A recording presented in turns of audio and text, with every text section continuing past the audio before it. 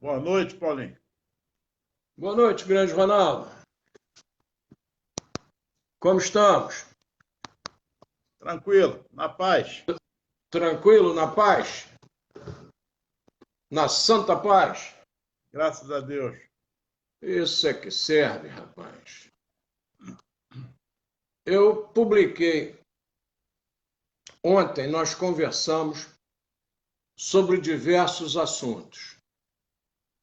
Aliás, queria agradecer àqueles que nos assistiram, porque nós chegamos a beirar os 1000. Está faltando uma beiradinha aí para a gente chegar aos 1000. Fiquei muito feliz com a nossa conversa de ontem. Estou aqui na casa, de novo, do professor Leopoldo Machado, e nós estamos em obras, não é isso? Estamos aqui arrumando o forro, né? Arrumando os livros, aproveitando a quarentena para quando a garotada voltar, É isso tá aí. tudo certinho, tá tudo ajeitado. E nós estamos aqui, eu andei colocando na internet algumas coisas para nós, Ronaldo, e algumas coisas interessantes, bem interessantes. Eu tive o cuidado de citar algumas fontes, e o que eu fiz? Citei as fontes e automaticamente coloquei as fontes na internet, porque as pessoas têm o péssimo hábito de comentarem as coisas hoje e não documentarem. Nós já conversamos sobre isso, né, Ronaldo? Perfeito. Quando você faz qualquer coisa, a primeira grande obrigação é de documentar. Não tem como. Aí eu coloquei uma foto aí, depois era bom que todos vissem. Nós falamos, conversei com o Geraldo, conversei com algumas pessoas sobre a questão lá de Japeri, em que houve morte de perto de 5.000 chineses, de malária, etc., por não se adequarem à vida no Brasil. E quando eles chegaram naquele trecho de charco, que era entre Queimados e Japeri, nós já conversamos sobre isso, quando em 1854 estava se criando a estrada de ferro Dom Pedro II, nós estávamos criando, e a construção levou essa rapaziada a óbito. Então, coloquei uma foto aí na internet, essa foto é do Medeiros. Depois, quem quiser aí, quiser rolar a imagem, pode rolar. Esses chins morreram e atrasaram, inclusive, a obra da ferrovia. A obra da ferrovia atrasou, né?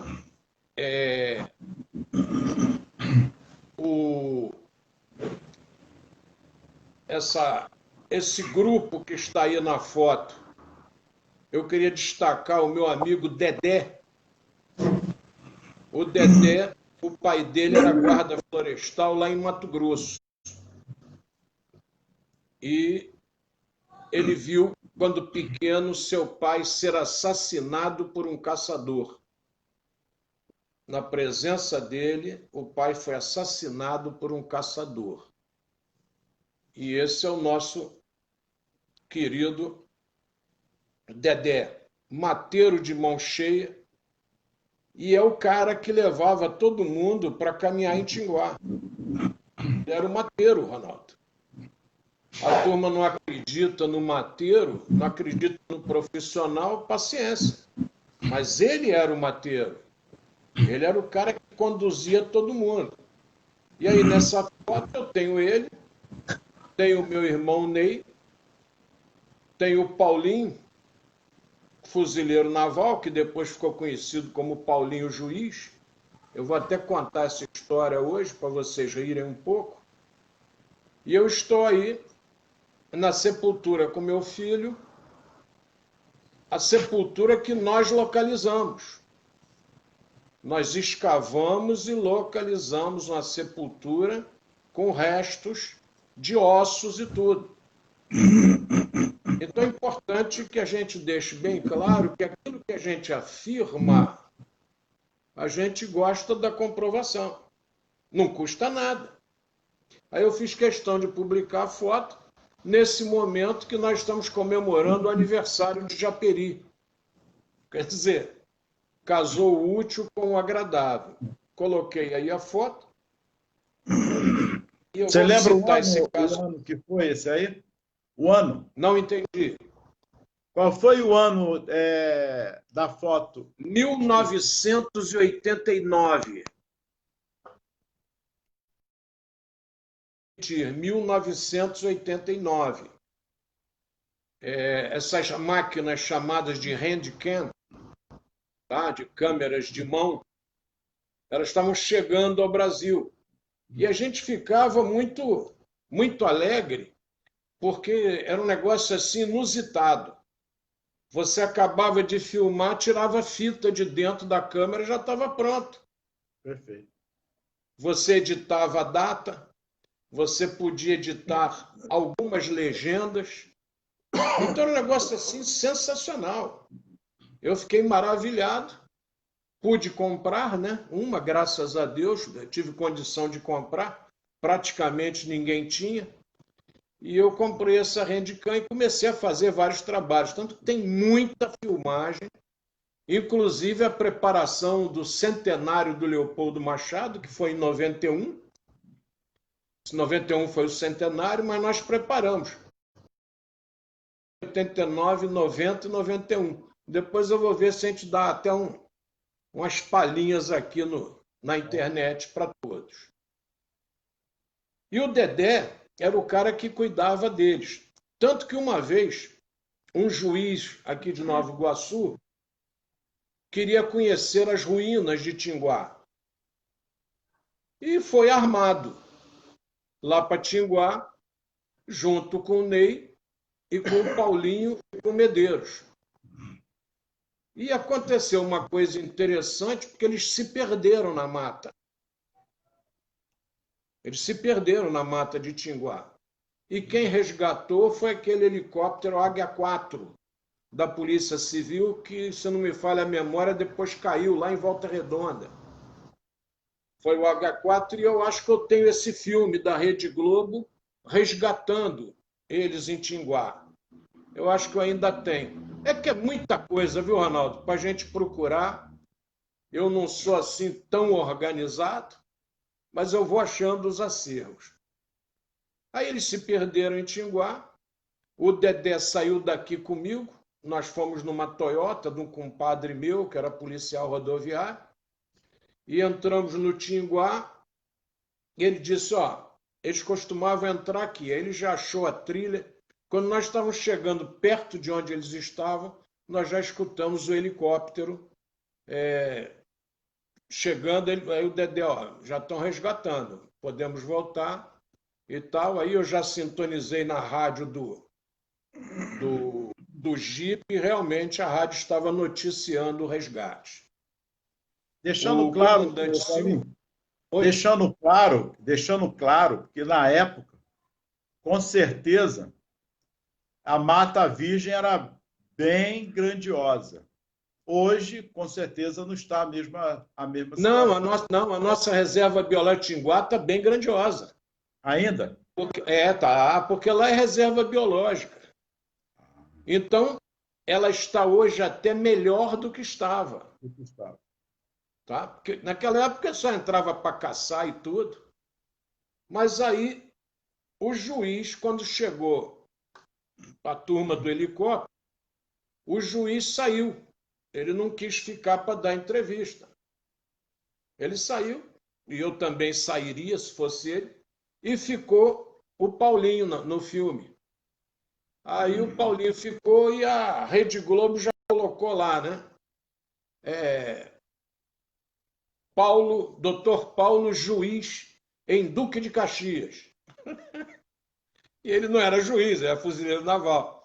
Aí, a partir desse dia, todo mundo só chamava ele de Paulinho Juiz. É esse que está no meio da foto. É um episódio interessante, gostoso, mas que trouxe um foco muito grande para a Mata de Tinguá. O Tinguá passou a ser mais olhado ainda do que já era. E tivemos, então, a reserva biológica de Tinguá, cortada lá pela estrada, como eu já comentei com vocês, cortada pela estrada do comércio, do caminho do comércio do nosso trisavô, nem sei qual é a hierarquia, do nosso grande Oscar Niemeyer. E você subindo a serra, lá está Conrado, que é em homenagem ao engenheiro Conrado Jacó Niemeyer. Depois eu fiz questão, Ronaldo, de colocar uma foto, que é uma foto da Arcade Guaçona de Letras, que depois nós vamos conversar. Também está no meu Facebook e vocês podem utilizar.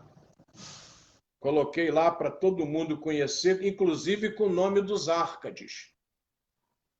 Porque o que está me surpreendendo, Ronaldo, é o número de informações falsas que eu tenho visto na internet, rapaz, negócio de maluco.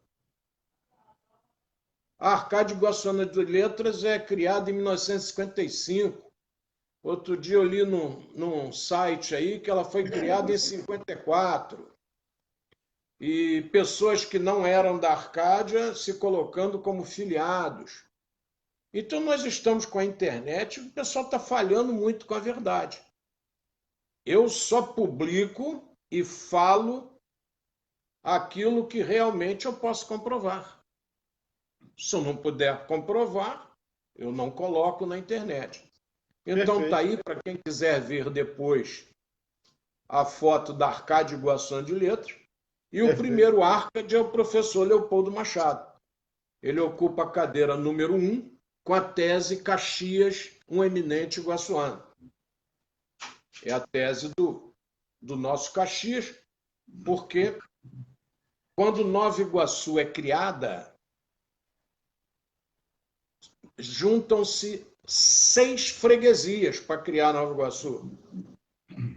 Freguesia de São João do Meriti, Santo Antônio de Jacutinga, de Nossa Senhora do Pilar, de Nossa Senhora da Conceição de Marapicu, de Nossa Senhora da Piedade de Inhomirim e de Nossa Senhora da Piedade de Iguaçu, que é a sede da vila. São 6 freguesias. E a freguesia é o cartório daquela época. Tudo que você tinha que fazer tinha que ser na freguesia. Então você ia comprar um terreno, registrava na freguesia. Perfeito. Você ia casar, registrava na freguesia. Então, todo esse tópico é importante que as pessoas entendam, porque se você não partir desse aprendizado, você não cresce intelectualmente, porque você não conhece o crescer da história, você fica igual a turma aí da Terra Plana. Fica igual o Pedro Pedreira, agradecendo lá o Júlio, que outro dia lembrou, né? Pedro Pedreira só enfrenta quem aguenta. Aí o professor afirma qualquer coisa e ele já diz logo, me convença. Não tem que convencer ninguém. É ele que tem que convencer que você está errado, que os livros de história estão errados. Nós invertemos esse negócio. Esse negócio da pós-verdade ficou complicado. E hoje, para a gente discutir alguns assuntos, ficou realmente desagradável. Nós tocamos também, você vai se lembrar, na questão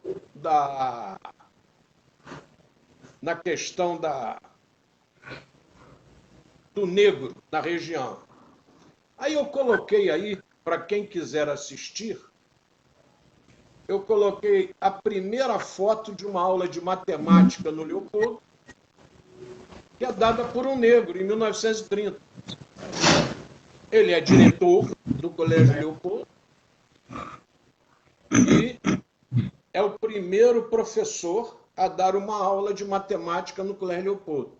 Quer dizer, um professor negro dando aula em Nova Iguaçu em 1930.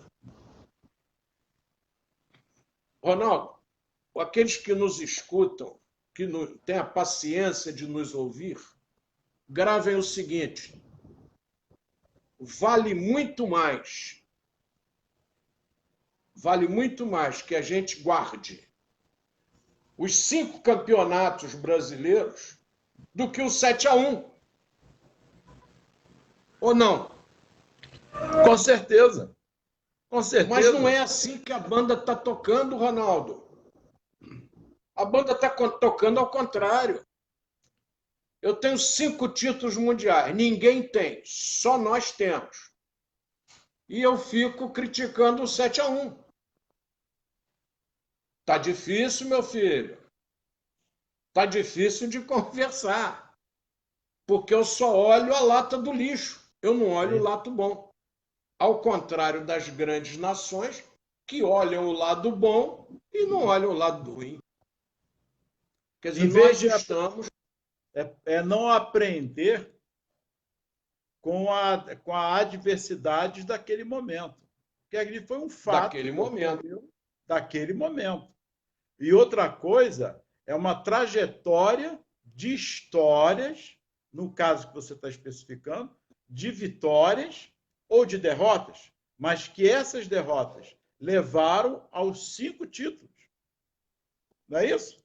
Por que as derrotas levaram aos 5 títulos? Porque aprendemos com as derrotas. E não é valorizar, no sentido negativo, as coisas que nos acontecem. Assim é a história.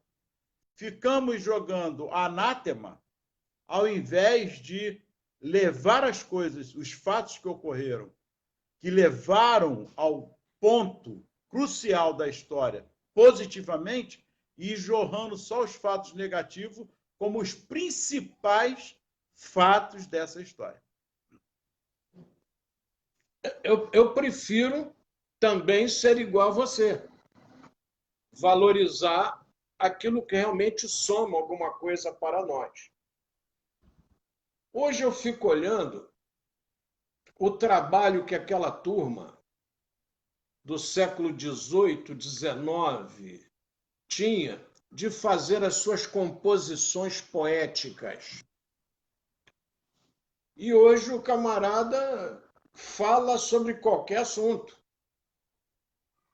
Eu lembro uma vez, nós estávamos numa conversa e levantou-se um cidadão porque eu havia dito que a Fazenda São Bernardino para Nova Iguaçu é um marco importante pela sua construção, porque ela é de 1875, nós já estávamos no final do Império, nós já estávamos chegando na abolição da escravatura, e de repente você constrói um palacete daquele e joga dinheiro ali aos montes. E sem um episódio importante na região, porque a vila de Machambomba já crescia por causa da linha férrea. Não é isso? O trem, meu irmão, entre você andar de carroça e o trem passando na porta, você se manda lá da antiga Iguaçu Velha e vem para a beira do trilho. É óbvio. Muito mais prático você se deslocar para o Rio, etc. O pessoal vem para o engenho de Machambomba, para a Vila Machambomba, que eu comentei até contigo, do ferro de engomar, né? Do ferro de passar roupa, que é o popular Machambomba. Então aquela vila já está caindo quando você constrói São Bernardino. E eu comentava sobre isso. Nenhum demérito ao prédio, quanto histórico e tudo. Aí levantou-se um sujeito e disse assim: então as referências históricas que eu tenho de São Bernardino, eu posso jogar no lixo. Eu falei, por quê? Não, porque eu tenho anotações que Dom Pedro lá dormiu várias vezes com a Marquesa de Santos. Eu digo, olha, nós estamos num impasse sério agora. Porque Dom Pedro I, ele deixa a Marquesa e vai embora para Portugal. Ele fica com Dona Amélia de Leutenberg, que é a segunda esposa, e que a história até fala muito pouco sobre Dona Amélia de Leutenberg, que é a substituta de Dona Leopoldina. E ele vai para Portugal e ele morre cedo. Ele morre, se não me falha a memória, em 1836, na fazenda de Queluz, em Portugal. Ora, se Dom Pedro I morre em 36, na fazenda de Queluz, em Portugal, e a fazenda São Bernardino é de 1875, ele só podia ter passado por lá com a dona Domitila, de Castro, Couto e Melo, só podia ter passado se fosse numa reunião mediúnica. Não é, Ronaldo? Porque todos dois já haviam desencarnado em 1875. Então, a informação que você tem não bate. Porque a gente fica querendo, né? O brasileiro fica querendo criar factoides em cima de coisas que não existem. E nós temos que criá-los estudando o que existe. Você, quando fala do negro na nossa região, o negro aqui manda para Chuchu. O negro chega nessa região e ele se destaca. Quando o seu Leopoldo ainda dava aulas lá no Colégio Nacional do Meier, é que ele conheceu a turma do Correio da Lavoura. Porque o almirante Paim Pamplona, que também era homem de letras e artes, já era assinante do Lavoura. Então o Correio da Lavoura já chegava lá no Colégio Nacional do Meier. E o Leopoldo já vê, e já acha interessante esse negócio de Correio da Lavoura. Né? O jornal tratar de lavoura, quando todo mundo trata de política, de literatura, vocês tratam de lavoura.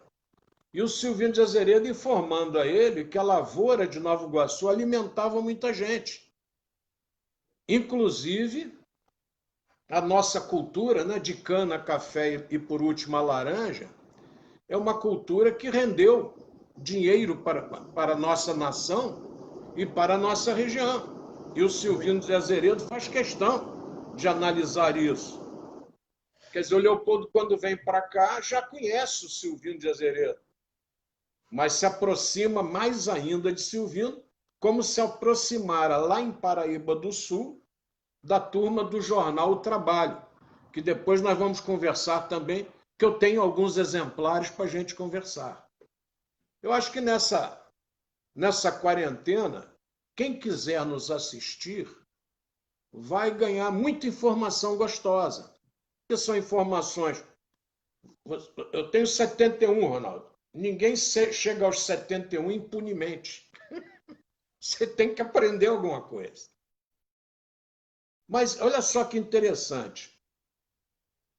Aquela região toda do recôncavo da Guanabara também pertence a gente. A maior parte do recôncavo da Guanabara também pertence à Vila de Iguaçu. Porque Nossa Senhora da Piedade de Inhomirim também faz parte de Nova Iguaçu quando da criação da vila. E naquela região você vê que coisa interessante. O grande literato da Inconfidência Mineira, que eu já comentei, que até insistiram em que não teve participação da maçonaria, não teve participação de literato, não sei o quê, era uma revolução de padre, de literato, não sei o quê. Tem sempre aquele camarada que quer desmentir. E se tiver algum maçom nos ouvindo aí, guarde bem o seguinte: quando Tiradentes foi enforcado no Largo da Lampadusa, que virou Largo da Lampadosa, que não era exatamente onde é hoje a Praça Tiradentes, era mais para o lado, ali onde tem um estacionamento, quase em frente à Federação Espírita Brasileira, era do lado direito da capela, que ele teria sido enforcado. Os sinos, vou repetir, os sinos da região deram 5 badaladas. Está registrado. Em jornal. Está registrado. Tiraram as 5 badaladas de onde? Da cartola. Pegaram na cartola. Não vamos dizer que foram 5. Não foram 4, não, foram 5. Não foi uma, não, foram 3. Nós tirou o número da cartola, o número 5. O número 5 é ritualístico na maçonaria. 3, 5 e 7. Ele não recebeu nem 3 badaladas, nem 5, nem 7. Nem 3, nem 7. Ele recebeu 5. Então ele estava num grau específico que merecia essa homenagem. Sim. E como naquela época você ainda tinha párocos ligados na maçonaria, você teve lá uma comemoração maçônica, caracterizando. Quando a gente levantar qualquer lebre, é muito importante que a gente preste atenção nos detalhes. Existe uma narrativa oficial? Existe.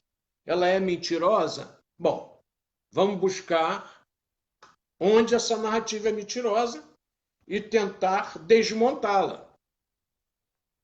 O nosso Tomás Antônio Gonzaga, olha que beleza. O nosso Tomás Antônio Gonzaga, quando faz o seu poema para Dona Maria Doroteia Joaquina de Seixas Brandão, que é a nossa querida Marília de Dirceu, ele é o Dirceu, Tomás Antônio Gonzaga diz assim: meu sonoro passarinho, se sabes do meu tormento e buscas dar-me cantando um doce contentamento. Ah, não cantes mais, não cantes, se me queres ser propício. Eu te dou em que me faças muito maior sacrifício, muito maior benefício, perdoe. Eu estou lendo aqui, tá? Não sei de cabeça não, estou lendo. Ah, não cantes mais, não cantes. Ergue o corpo, os ares rompe. Procura o porto da estrela. Vou repetir. Ergue o corpo, os ares rompe, procura o porto da estrela. Sobe a serra e, se cansares, descansa num tronco dela. Toma de Minas a estrada. Na igreja nova que fica ao direito lado e segue, sempre firme a Vila Rica. Não vou ler o poema todo, que eu acho que quem está nos assistindo é bom também que vá dar uma lidinha, né? Vá dar uma procuradinha, né, Ronaldo? Na poesia de Tomás Antônio Gonzaga, que é riquíssimo. Tomás Antônio Gonzaga, para quem não sabe, ele recebe um degredo perpétuo, ele é degradado, só Tiradentes é morto, os outros são degradados, ele recebe um degredo perpétuo e morre em Moçambique. É um português com nível superior, natural do Porto, em Portugal, e morre em Moçambique. Porque tinha naquela época um negócio de status, né, Ronaldo? Sim. Portugal era o céu, Brasil era o purgatório e a África era o inferno. Né? Então já falei ou não é de novo aí, me desculpem. Então o indivíduo saía de Portugal, que era o céu, vinha para cá, e punido aquele não voltava mais para Portugal. Ele tinha que ir para a África. E ele morre em Moçambique. É importante nós analisarmos que a gente parece que acha que é tudo uma maravilha. Tudo é tranquilo. Nós não temos nenhuma dificuldade. Tudo acontece calmamente, tranquilamente. Não há nada ruim, foi tudo fácil. E, por favor, gente, Ronaldo frisou já bastante outras vezes o quanto foi difícil para essa turma, né, Ronaldo? Concorda? Até hoje, pode ser que alguém discorde, isso aí é fundamental, mas as sequelas disso tudo tá vindo até os dias de hoje, essas sequelas. O que nós passamos hoje ainda são sequelas, de fato, dessa luta desses grandes precursores da educação, que são muitos. Nós estamos, quem já está nos acompanhando aqui percebe que nós já fomos lá atrás, voltamos. Ontem pincelamos um pouquinho ali dos jesuítas, e nós vamos chegar também nesse assunto ainda, dos jesuítas, mas que nós estamos ainda com essas sequelas, essas dores do passado, mas na referência biográfica da história salutar desses precursores que permearam no seu compromisso e determinação. E isso é que está registrado na sua fala até agora.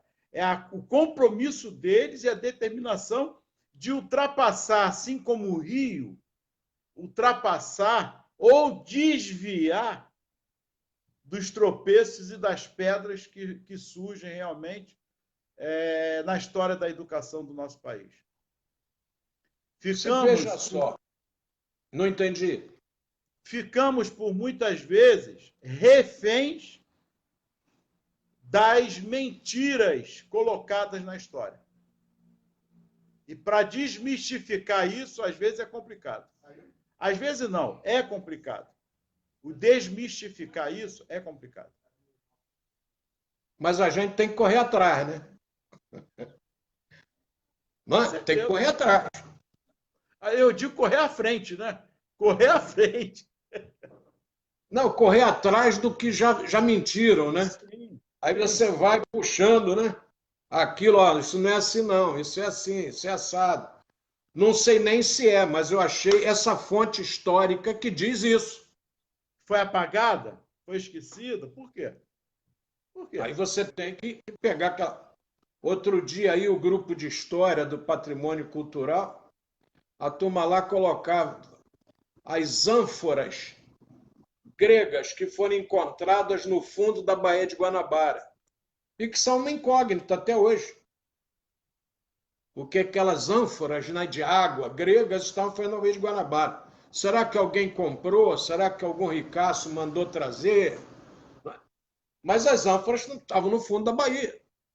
Eu vou até depois passar para o grupo, está lá no grupo do Patrimônio Cultural, que o Paulo Clarindo me colocou. Paulo Clarindo é um amante da história, assim como o Mansur, vários que estão lá, o Cláudio Prado Mello. Tem uma turma enorme lá no grupo Patrimônio Cultural que luta pela história e eu vou aprendendo com eles. Vou pegando uma casquinha. Eles vão publicando e eu vou pegando uma casquinha. Aí você veja bem, só fazendo uma pausa aqui para vocês. Obrigado aí, o Ronaldo, agradecemos. A Roseli Patrocínio, ao ex-atleta e ex-aluno Luiz Arthur Ferreira de Castro, hoje advogado, ao Anderson dos Santos, baterista, ao Rafael Duarte, ao Francisco Medeiros, ao Geraldo dos Santos, Geraldo lá de Japeri. Parabéns aí pelo aniversário de Japeri, Geraldo. Damares Santos, Anderson Barcelos. Um abração, Anderson. Não sei se o Anderson está em casa ou está no serviço. Um grande abraço. Felipe Lemos, Sandra Fagundes, Besson Gobi, que é um colecionador de automóveis, rapaz. Você fala de qualquer automóvel, não, você está errado, não é esse automóvel, não, é esse assim, assim, foi fabricado em tal época. Conversar com ele é difícil. Gabriel Batalha, deixa eu ver quem. Rapaz, é muita gente. Muito obrigado. Maiara Fernanda, professora, muito obrigado. Doutoranda. Eu ia fazer uma brincadeira, não vou fazer não, Maiara. Marcelo Barbosa dos Santos, Raquel Borges, Jô Rodrigues, Michele Dias, professora Ana Seixas, Felipe de Carvalho. É isso aí. É muita gente, rapaz. Eu quero, eu E quero, eu quero deixar registrado aqui o meu carinho com todos vocês, tá? Porque o Paulinho tem o acesso de estar vendo quem está assistindo, quem está acessando. Então, através dele também fica o meu carinho, o meu abraço e o agradecimento. Gratidão eterna por vocês estarem nos assistindo aqui. Eu costumo dizer, né, quando eu dava aula, e quando eu dou aula ainda hoje, quando eu acabo, eu digo, ou a palestra, né? Eu digo muito obrigado por terem me aturado. É a mesma coisa aqui, né? Muito obrigado por estarem nos aturando. E aqui tem os comentários diversos, tem o André Luiz. As fazendas em Nova Iguaçu, no Brasil, deviam tributos à coroa? Claro. O movimento das Minas Gerais já era contra a cobrança de tributos julgados extorsivos. Era o dia da derrama. Se cobrava o imposto e os atrasados. A Procuradoria-Geral da Receita Federal, que é da Receita Imperial, já corria atrás. Porque se você não tirar de quem produz, você não sustenta o improdutivo. O improdutivo vive de quê? Ele vive de tirar daquele que produz. E é uma inversão assustadora e que nós temos que brigar sempre contra isso. Quem produz tem que ter prioridade. Quem é improdutivo, vá com Deus, né? E deixa o campo limpo para quem é produtivo. Aí está aí o Marcos Manso, nosso querido jornalista Marcos Manso, lá de Nilópolis. Paulinho, sou seu fã. A recíproca é verdadeira, Marcos. Grande abraço. André Luiz colocou aqui o quinto, é a cobrança do quinto. Imagine se naquela época você trabalhasse 3 meses e meio, quase 4, para sustentar com seus tributos o município, o estado e a coroa. Já imaginou? A província e a coroa. Ou as freguesias, a província e a coroa. Cobrança do quinto, exatamente, André Luiz. Então, essa cobrança realmente era rejeitada por todos. E até o Visconde de Barbacena fazia parte, estava solidário. E era o governador de Minas. É um momento diferenciado que a gente só entende história do Brasil se entender o povo. Hoje, por exemplo, Arnaldo, o camarada olha lá para os Estados Unidos e vê um negão daquele tamanho forte para chuchu que morreu lá sob o joelho de um policial. Os dois já tinham desavença anterior, hoje já se sabe muito mais do que naquele momento trágico. Aí você olha aquele negão, rapaz, bicho daquele tamanho forte para chuchu, E você olha os nossos escravos brasileiros. Nós não temos aquele padrão de negros vindo para o Brasil. Aí você, pedagogo, tem que parar e dizer, bom, tem algum motivo para isso ter acontecido. Aí você começa a analisar como era lá e como era aqui. Lá, a terra do sonho do negro é a Dixilane, é a terra do algodão. Parará, parará, parará, parará, larará, larará, Dixilane. Eu não lembro da letra, só me lembro do finalzinho. É o lugar de sonho, é a terra do algodão. Então lá você precisa do negro forte para carregar sacos de passada larga para a colheita ser mais rápido.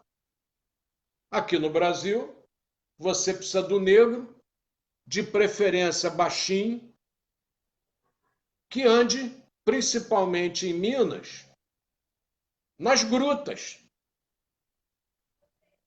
Vai botar um negão daquele tamanho para andar numa gruta de minério, é um contrassenso, o camarada vai andar recurvado, né? Vai arrumar problema na coluna. A história, ela mostra o fato histórico para você. Cabe a você, como observador, chegar às suas conclusões, tirá-las, entendê-las e aí sim poder conversar. Do contrário, você não aprende. Não vai. O negro que vinha para cá não era o negro que interessava aos Estados Unidos. Lá era de larga produção, forte, parrudo. Aqui não, aqui era melhor que fosse pequenininho, porque ele se esgueirava pelos túneis do minério. Senão você tinha que construir túneis enormes para caber um indivíduo de 2 metros e pouco. Então a nossa característica na escravidão era diferenciada. E o índio, cedo, já olhou e disse, ó, esse negócio aí não é para mim não, esse negócio de trabalho forçado aí, eu tô fora. Eu tô fora, nisso aí eu não... E o índio, cedo, ele mostrou que você pegar um pássaro que vive livre e colocá-lo na gaiola não dava certo. Então, utilizar o negro como escravo não deu certo. E hoje você está vendo lá, no interior do Brasil, a mesma coisa. O índio não está se adaptando àqueles que querem invadir suas terras e mantê-los calados. Não é isso? É a mesma característica. Então, por favor, meus amigos, vamos conversar, vamos analisar o fato, vamos discuti-lo, vamos tentar entendê-lo e aí sim nós podemos emitir opiniões, mesmo que não sejam as corretas, mas tem um fundamento de raciocínio lógico para que seja analisado, né, Ronaldo? Se não for assim, nós não chegamos a lugar nenhum. Então, mostrei para vocês, conversando aqui com o nosso amigo Ronaldo, essas diferenças de características da nossa história. Quando vocês saem daquela idade do Império, que Dom Pedro II é o cara, volto a dizer, assim como Barack Obama fala para o Lula lá, né, ele é o cara, e o Barack Obama fala isso por causa do nosso SUS, que é um sistema único no mundo, e o Barack tenta colocar nos Estados Unidos e não consegue, que é um sistema realmente diferenciado do nosso SUS, e o Barack Obama não tinha conhecimento do sistema. Então fica maravilhado. Nós dizemos, sem medo de errar, não estou fazendo propaganda de ninguém não, por favor.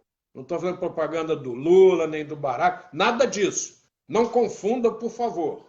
Estou sendo bem claro. Eu estou citando o fato que aconteceu, a citação que aconteceu e por que aconteceu. Aí você olha a questão do império, da educação de Dom Pedro II, Você olha para o Euclides da Cunha. Euclides da Cunha nasce em 1866, morre em 1909. Inimigo dos militares. Qual a profissão de Euclides da Cunha? Alô, pessoal hoje que fica aborrecido com repórter. Repórter do Estadão. Né, Ronaldo? Euclides da Cunha é repórter do Estadão. Acostumado com Pedro II. Ele foi acostumado falando o que ele achava. Indivíduo altamente culto, dono de um português escorreito, perfeito. Euclides da Cunha era repórter, rapaz. Ele ia. Ele ia Ele ia ao local. É, isso aí. Quer dizer, o Estado de São Paulo, o jornal Estadão, alô para aquela turma que não está muito acostumada com a imprensa, ele é enviado como correspondente para o interior da Bahia pelo Estadão, pelo jornal Estado de São Paulo. Para cobrir o quê? A Guerra de Canudos. Vai cobrir Antônio Conselheiro, meu irmão. Ele vai ver um camarada que consegue juntar 30.000 pessoas. Vamos analisar, Ronaldo. Imagine um camarada que perde pai e mãe, passa a viver só com a esposa e com a sogra, juntando 30.000 pessoas no interior da Bahia. Como é que ficam aqueles fazendeiros ali em volta? Construindo açude, rapaz. Ah, vocês precisam de um açude? Vamos construir um açude. Está lá a usina de Belo Monte. Hoje, para quem lembra, a usina de Belo Monte está lá no Arraial de Canudos. É o novo nome de Canudos, é Belo Monte. Nosso programa também é para isso, para mostrar o hoje, o ontem e o hoje. Construindo açude no interior, construindo igreja, construindo casa, procurando dar uma vida melhor para aquela população. Como é que os coronéis, que você se referiu outro dia, como é que eles ficaram nesse momento? Felizes da vida? Nossa Senhora. Igual aquela propaganda antiga. Aquela propaganda antiga das sendas, né? Da Casa da Banha. Satisfeitíssimo, lembra? Satisfeitíssimo. Eles ficaram satisfeitíssimos. Ficaram desse jeito, Ronaldo? Rapaz. Eu vou dizer uma coisa a você. Eu fico pensando, é porque o ouvir a história, você viaja, você começa a viajar, tentando captar e sair um pouquinho do hoje que você está, para poder entender a mecânica da coisa, dessa vivência que foi na época. Eles se sentiram invadidos, né? Invadidos. Um ou outro até gostou, porque tinha lá os seus interesses, para que eles fossem lá e se aproveitassem da situação, mas a grande maioria não. Porque ele está quietinho no canto dele, está mantendo ali um padrão, e agora vem coisas que vai ajudar o progresso da área, né? Vai haver um progresso na área. Mas eles, de fato, querem isso? Desejam essas transformações que estavam chegando? Eu fico imaginando a cena, as lutas, que muitas lutas não foram, a história não caberia nem para narrar muitas coisas, mas algumas coisas foram ainda captadas com a história. Mortes, lutas, ou não correu sangue? A coisa foi tranquila? Intranquila. Intranquila. O exército, rapaz, bombardeia Canudos com criança, com todo mundo, rapaz. E isso cria uma das revoltas em Euclides da Cunha. O bombardeio pega mulheres, crianças, pega todo mundo. O canhão é posicionado para a igreja, para o centro de Canudos, e tiro neles. Quer dizer, Canudos representava um perigo para o Brasil que não era mais um império, já era uma república, já era democrata, entre aspas, já era uma democracia. E essa violência explode de tal maneira que a consequência vem para o Rio de Janeiro.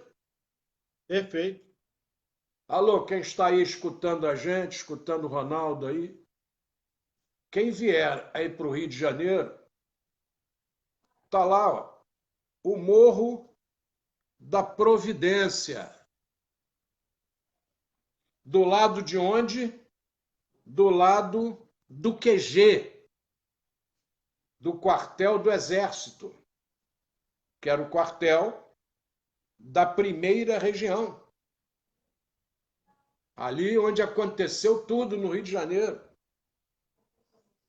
Ali onde depois surge a Estrada de Ferro. Ali na Aclamação, não esqueço desse nome, na Aclamação, no Largo da Aclamação. Os soldados que receberam aquela promessa de que, acabando com Canudos, iam receber terras, iam receber casa própria, moradia, Minha Casa Minha Vida, daquela época. Todo mundo se concentrou por ali, acampou. E como ali não tinha solução, o que se narra, inclusive a imprensa de época, é que eles se deslocaram para o Morro da Providência, esperando uma providência divina para eles. E lá no topo do morro fizeram uma capela, que lembrava Canudos, é óbvio, intimamente ligada àquela questão com Canudos. E é o nosso Euclides da Cunha, nos sertões, que vai também nos dar essa narrativa. Por favor, não percam essa leitura. Euclides da Cunha é o cara que depois ocupa a cadeira de número 7 na Academia Brasileira de Letras. Ele vai ocupar a cadeira de número 7, é o titular da cadeira número 7 da Academia. Ler Euclides da Cunha, vocês, quando forem ler, já carreguem um dicionário, ou já deixem o telefone ligado no dicionário, porque ele é estilo Manel Quintão. Ele é estilo Coelho Neto. Ele é altamente rebuscado no seu linguajar e altamente culto. Jornalista era sinônimo de grande entendedor da língua portuguesa. Era sinônimo de grande escritor. Quando ele mandava uma pauta para o jornal, ela ia perfeita, correta, perfeitamente de acordo com o nosso idioma, sem que ninguém pudesse falar mal. O nosso Euclides da Cunha conta essa parte da história. Então, vejam bem, nós vamos a Canudos, nós temos a mistura do negro, nós temos a mistura do índio, que já acontece lá no Nordeste desde a insurreição pernambucana. E a Bahia, na situação geográfica brasileira, parece que a turma não sabe onde bota a Bahia. Bahia vai para o Nordeste, Bahia vem para o Leste, Bahia vai para o Sudeste. Né? Cada hora que você estuda geografia, você joga a Bahia para um lado. Porque o baiano é chato para chuchu. Chato em que sentido? Na busca pelo seu correto. Seu Leopoldo baiano, minha avó, mãe dele baiana, natural de Milagres. Minha mãe, soteropolitana, natural de Salvador. A turma aí que nunca escutou esse adjetivo aí, pátrio, soteropolitana, natural de Salvador, dona Leopoldina. O baiano é tão chato, gente, que quando se muda a ortografia, a questão geográfica, o Rio de Janeiro tem o recôncavo da Guanabara. Em pouco tempo você manda o recôncavo pentear macaco. Acabou o recôncavo. Num passe de mágica você já tem o Rio de Janeiro, você já tem a Baixada Fluminense. A Baixada Fluminense deve ser mais baixa do que o município do Rio. Na minha ótica, eu sou burro, eu costumo dizer muito isso, eu não entendo muito bem. Eu vou aqui, passo ali na terra de Nilópolis, na terra da Beija-Flor. Até o Neguinho fez aniversário, o Neguinho da Beija-Flor, um grande abraço. Sucesso. Quando você sai de Nilópolis e entra no Rio de Janeiro, você entra ali em Anchieta, Ricardo, você não está mais na Baixada, Ronaldo. E aí? Você estava na Baixada? Essa dúvida, é Baixada ou não é Baixada? Baixada Fluminense. Aí você não está mais na Baixada. Quando você atravessa o rio Pavuna, você não está mais na Baixada. A água ali deve ter uma escadinha que ela sobe, né? Deve ter uma questão de gravidade que ela sobe a escada porque não está mais na Baixada. Aí faz isso com o baiano. Recôncavo baiano. É recôncavo baiano, sim. Mas e hoje? Recôncavo baiano. Mas e quando foi descoberto? Recôncavo baiano. Mexe na minha história, não, né? O baiano lá, mexe na minha história, não. E agora, na nova ortografia, a Bahia não se escreve mais com H, mas a Bahia escreve com H. Vocês podem tirar o H da Bahia que vocês quiserem, mas da Bahia dos baianos é com H. É interessante, né, você analisar essa questão do brasileiro da Bahia, né? Como ele gosta e ama as coisas dele, como ele se sente bem com as coisas dele, como eles com toda dificuldade conseguiram manter aquelas igrejas, todos aqueles altares, aquela história toda da Bahia. Uma poesia que minha mãe gostava muito, essa eu não estou lendo não, tá, gente? Você já foi à Bahia? Se não foi, amigo, vá. Vá ver a pátria do samba, o reino de Iemanjá. Olhe a Praia Morena, onde Cabral aportou. Olhe, abra a boca e se fique como ficou o cacique no dia em que Frei Henrique nossa terra batizou. E vai por aí agora, respire a poesia do panorama ilumido, Saveiros, Farol da Barra, Cais Dourado, Amaralina. Veja tudo e se concentre nessa doçura sincera. E diga sinceramente se depois você não sente a exaltação eloquente de Pero Vaz de Caminha. Minha mãe amava essa poesia. Então, filho, você podia declamar, e a poesia realmente é linda. Então, essa coisa da Bahia, que não se perdeu, Ronaldo, esse calor do baiano não se perdeu, ele ficou vivo, é preciso que a gente passe para os nossos. Por favor, não se esqueçam de cultuar aquilo que é nosso, aquilo que é bom, belo, útil e glorioso. Por favor, Não se esqueçam. Não se deixem enganar por os membros da pós-verdade, que criam ideias de algumas coisas que eles desconhecem. Nós temos que aprender a cultuar esses tesouros que Jesus ensinou, que a ferrugem não consome, que a traça não corrói e que o ladrão não rouba. Jesus deixou esse ensinamento. Vamos aproveitá-lo. Vamos recebê-lo de braços abertos e aprender com a nossa nação. Nossa Senhora. 23 e 28, Ronaldo. Tá bom. E você me perdoe.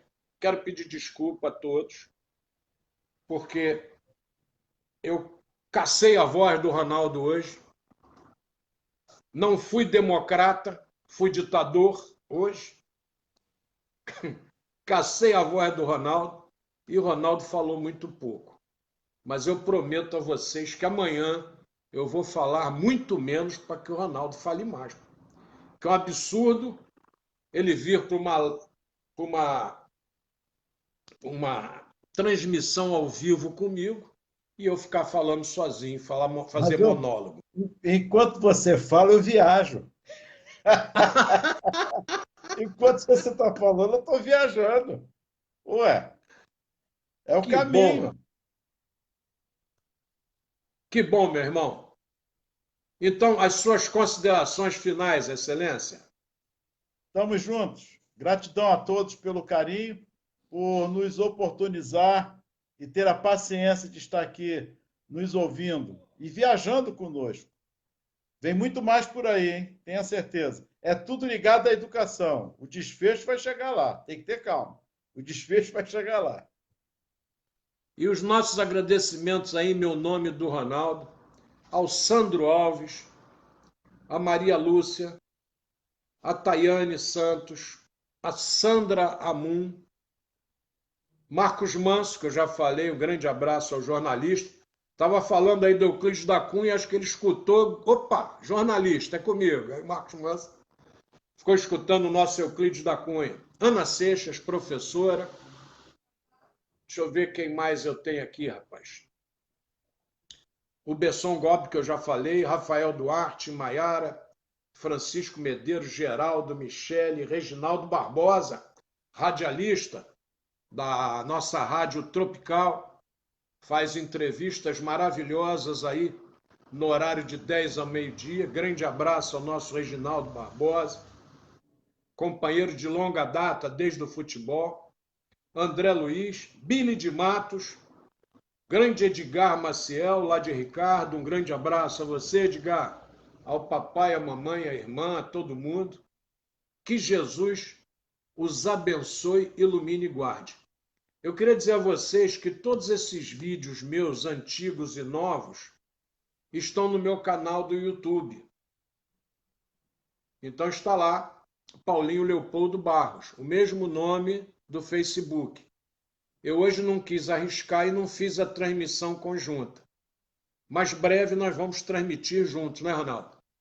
No Facebook e no YouTube. Então, comecei a montar o canal ontem. O canal é antigo, mas eu comecei a jogar os vídeos para lá ontem. E vamos ver se a gente faz um acervo que vocês possam documentar e que possam puxar minha orelha do Ronaldo. Ó, aquilo que vocês falaram aquele dia, eu fui, não é isso? Mandem para a gente vai discutir junto. Essa interatividade que é importante. As correções é importante. Nós estamos aqui para aprender juntos. Aqui não tem nenhum sabichão. Aqui a gente aprende junto. E como? Não. Muito. O negócio é em equipe. A gente vai junto, tocando o barco e utilizando esses momentos de quarentena. Que Jesus os abençoe, ilumine e guarde. Mais alguma coisa, Ronaldo? Gratidão a todos. Jesus os abençoe. Paz e saúde. Até amanhã, se Papai do Céu assim o permitir.